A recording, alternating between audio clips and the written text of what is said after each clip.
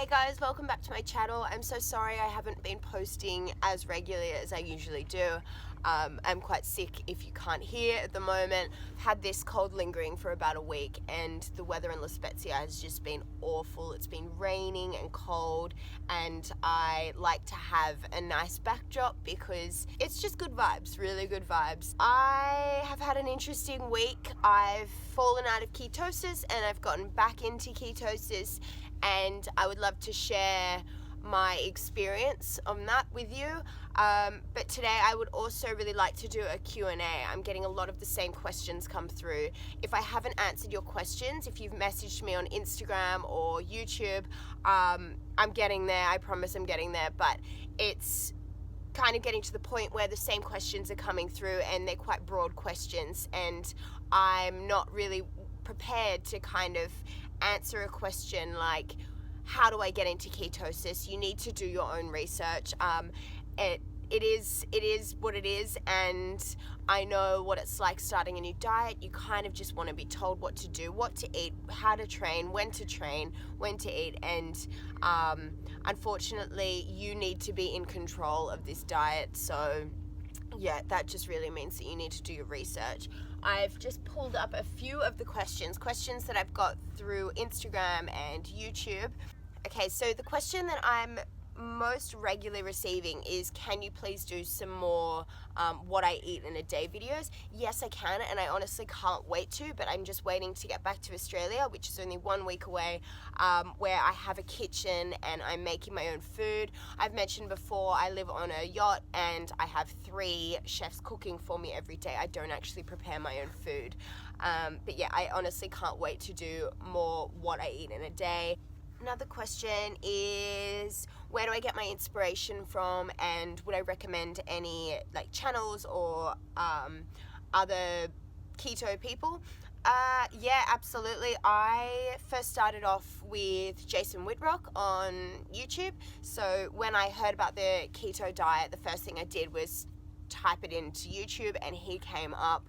And just there are lots of like short little videos on YouTube. I just kind of went through them all. Some of them I'm a bit like, some I really like, but Jason Whitrock is a really reliable source. He is also really good because he's a bodybuilder.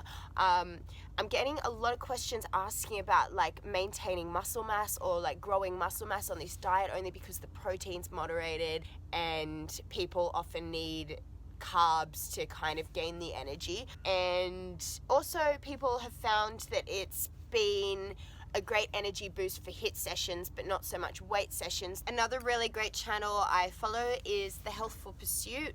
Leanne Vogel, she's really good because she talks about the hormonal side of things, PCOS and endometriosis and things like that. These aren't conditions that I suffer with, so I'm not overly well informed, so it's not something that I would talk about because I don't have an experience to share with you.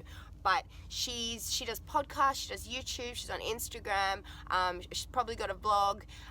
Just type her into Google and she'll come up, and she literally answers every single question about the ketogenic diet that you could possibly wonder. She's a really good inspiration. And then there's Dom D'Agostino. He does a really great podcast, and really if you just type the ketogenic diet into YouTube or podcasts, then something will come up, and I promise you'll learn so much from them.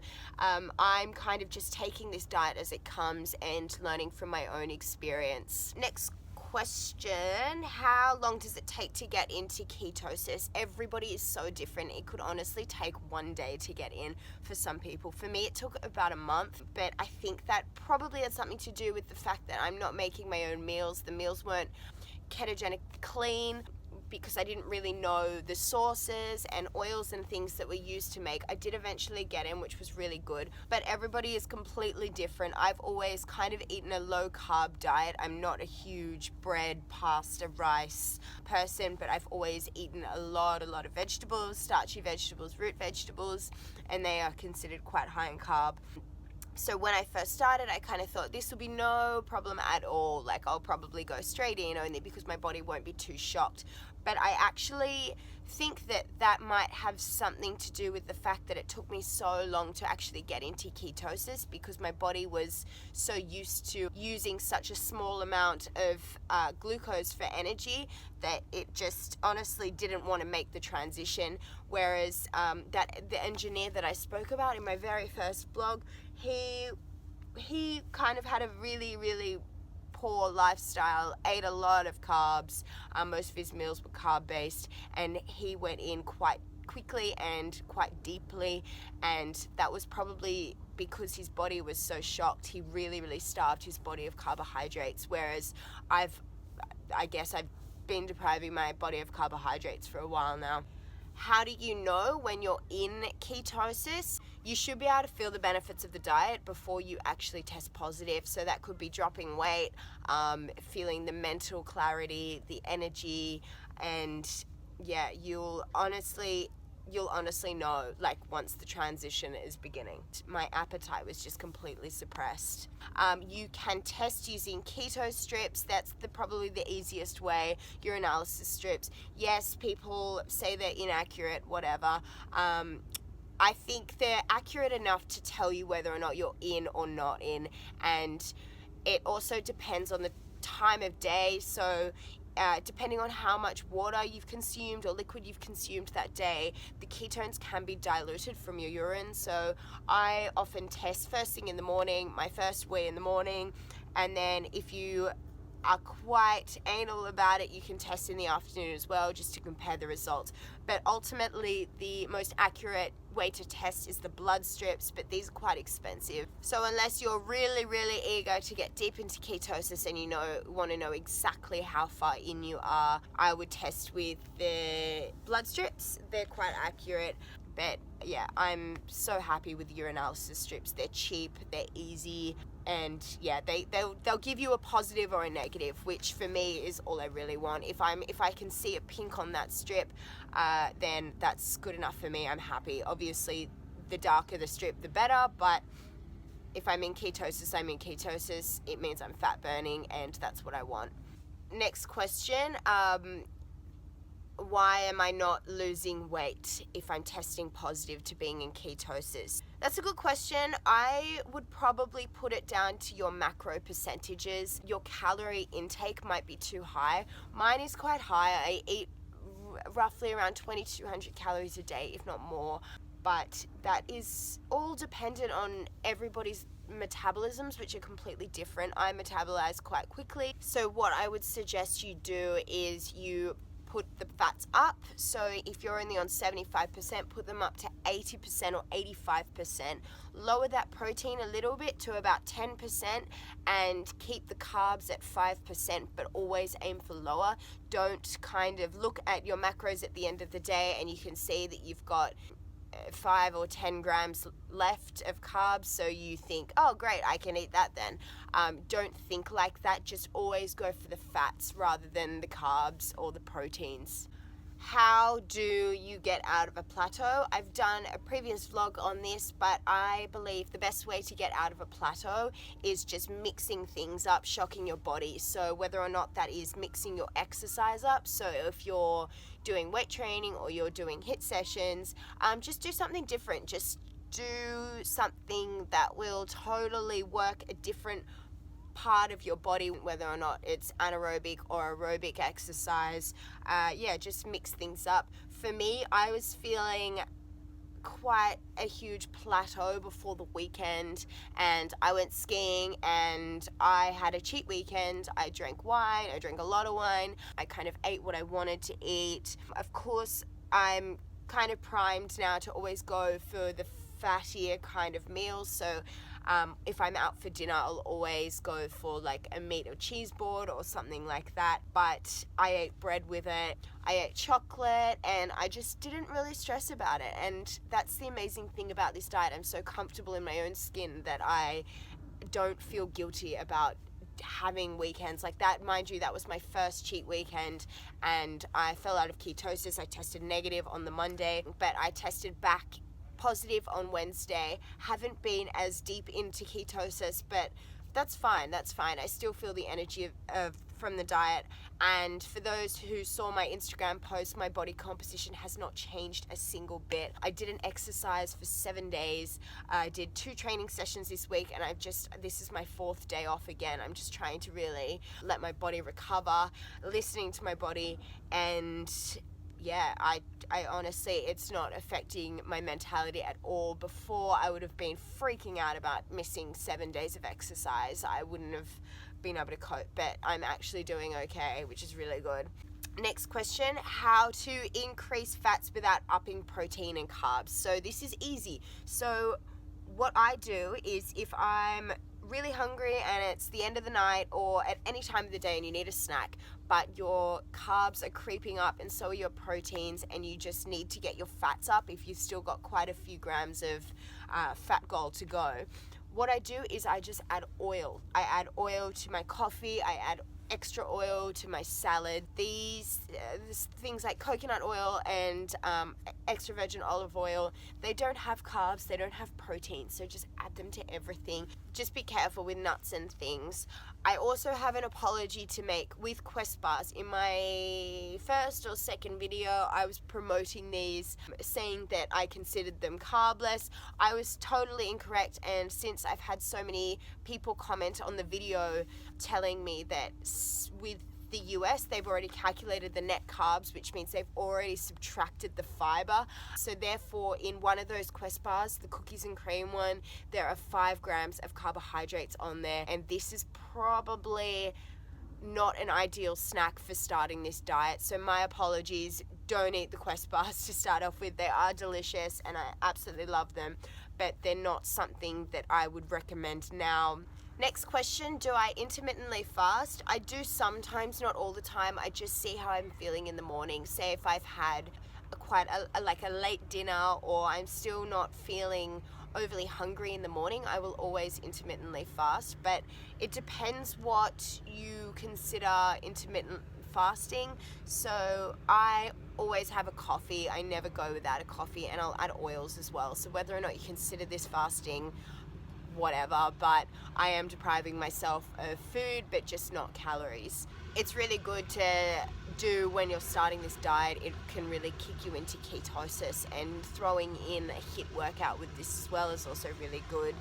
I don't eat fruit, and I especially wouldn't eat fruit. I know that when you research the ketogenic diet, berries and things like that, they are lower in carb, but I would just steer clear when starting the diet, because these could be the factors that really affect your chances of getting into ketosis initially.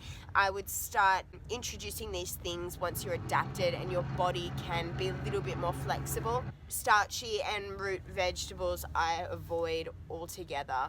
Which exercise is best? I think getting into ketosis, if you want to speed up the process, a HIIT session is really good, because you're using up all those glycogen stores really quickly. And even better if you do this fasted. The thing with this diet and what makes it so great is it's kind of changed my mentality. I believe that it's 100% diet and 0% exercise if you're wanting to just lose the weight. If you're wanting muscle tone or muscle building or muscle mass, then of course exercise is crucial. Exercising not just for the physical aesthetic side of things, but also for the mental side of things is really great. So of course exercise. I'm not saying don't exercise with this diet. But do I track my macros? So when I first started, I was very, very, very strict on tracking macros. I tracked everything, and this was really good. But from being so strict, I then learnt how to kind of look at food and know exactly what was in it, and knowing how much is too much and what will kick me out of ketosis. I don't track anymore. I don't need to. I test positive. Mind you, at the beginning of this week when I'd been kicked out and I was going back in, of course I tracked. Do I drink alcohol? Yes, I drink alcohol. I don't drink that often. Chris and I live quite a healthy lifestyle. We like to train, we like to get up and exercise. The hangovers are much worse on the ketogenic diet, if I'm honest, only because you're so easily dehydrated, and it's just not really a pleasant experience. But I would never ever deprive myself of alcohol or a night out social situations. If I want to do it, I'm going to do it. But I do just prepare myself to not be as deep into ketosis or even out of ketosis if I have a night out. But yeah, I am so comfortable in this lifestyle that it's just not as appealing anymore. I went from a lifestyle of drinking so much, drinking 3 to 4 times a week sometimes, like having a wine with dinner every night. Why are you on keto diet? No offense, you look somewhat underweight to me. I'm not underweight, for starters. I'm a really small human. I'm a small frame. I've got small genetics. If you saw my mum and my sister, you would totally understand that. I'm not on the ketogenic diet for weight loss. I'm on it for the energy levels, the clarity. I don't suffer from bloating anymore, and if anything, like the longevity of the diet. And I just feel great. I feel awesome. I've never felt so good. And my relationship with food and exercise has totally changed. So it's not all about the weight loss. So yeah, if you do your research into the diet, you'll understand that there are so many other factors that are way more appealing than the weight loss, and the weight loss is just an extra bonus if that's what you're happy with. Am I on Instagram? Yes, my Instagram name is fatandfitness000. I need a new name. Somebody help me. We came up with that name when we first started only because we just didn't really know what we wanted to do, but we wanted to get some content out there. So if you have any ideas, please help me. But I'm just feeling a little uninspired. So if you have any ideas, just message me because I'm all ears. Keto flu and how to avoid. 100% you can avoid the keto flu, and I'm learning that more and more as I research. You need to keep your electrolytes up, so increase your sodium intake, and you can do this by drinking things like bone broth. But yeah, if you keep your electrolytes up, which means drinking lots and lots of water and increasing your salt intake, I do believe that you can avoid the keto flu because your body isn't deprived of the minerals and vitamins that do cause that, such as like potassium and magnesium and things like that. What exercise do? I do everything. So like I said, I've just had a few days off, but I do a bit of weight training. I do quite a bit of cardio. I love running. Really good for the mind. And I do HIIT sessions. I literally do whatever I feel like doing. And I think like once you start this diet and you feel the benefits of like with the energy levels and the mental clarity, you'll know what you want to do for exercise. I just listen to my body. And I think I'll finish off on this question. Do I have cheat meals? I kind of spoke about this in one of the other questions. No, I don't. I don't feel the need to have cheat meals. I'm so satisfied all the time because of my fat intake. I don't feel hungry, and I don't crave sweet things, and I don't crave sugar. That's also a really good point. I'd just be careful with keto baking and making keto sweets and snacks when you're starting this diet, and even when you're on the diet. If you don't need it, don't have it. Yeah, there are awesome little recipes out there, but I think that is probably one of the things that will restrict you from losing weight, because they are quite calorie dense and not overly filling. So I would just try and keep it as clean as possible. Artificial sweeteners, stevia. Yes, you can have stevia on a ketogenic diet, and it probably won't affect your chances of going in. I don't know, if I'm tasting something sweet, my brain thinks, yep, there's sugar. And then that's when cravings come. So I avoid all kind of diet soft drinks, diet drinks. I don't really eat that much sweet stuff. I just am so sufficed with just having a tablespoon of coconut oil in a coffee or a tea, and that is enough for me. That really hits the craving. But yes, I did have a cheat weekend, and I feel like this was really, really good, really reassuring. I'd read so much stuff that a cheat weekend or cheat meal or cheat week would really help with the plateau, and that's something that like I didn't feel like I needed to do until this weekend. And just, it was really reassuring to see the negative on the Monday and see the positive on the Wednesday, knowing that I can actually get back in that quickly, and it's not a big deal having a weekend like that. And yeah, no nil changes in my body composition really. Energy levels drooped, but you know, you win some, you lose some. But I think that's all I'm going to talk about today, but I'm really looking forward to going back to Australia. I'm back in a week. In regards to vegan, so my sister is vegan. She has agreed to let me kind of guide her into ketosis, and we're going to do a bit of an experiment for you guys, see how long it takes her to get in and the kind of foods that she can eat. We're going to see how we go. I'll keep you posted. I do believe it can be done. It just, obviously your menu is going to be much more limited, but yeah, keep you posted. And thank you so much for watching. Remember to like and subscribe and continue to send through the messages because I will answer them eventually. And yes, looking forward to doing some what I eat in a day videos, and they will be posted in the next few weeks. See you later. Thanks for watching.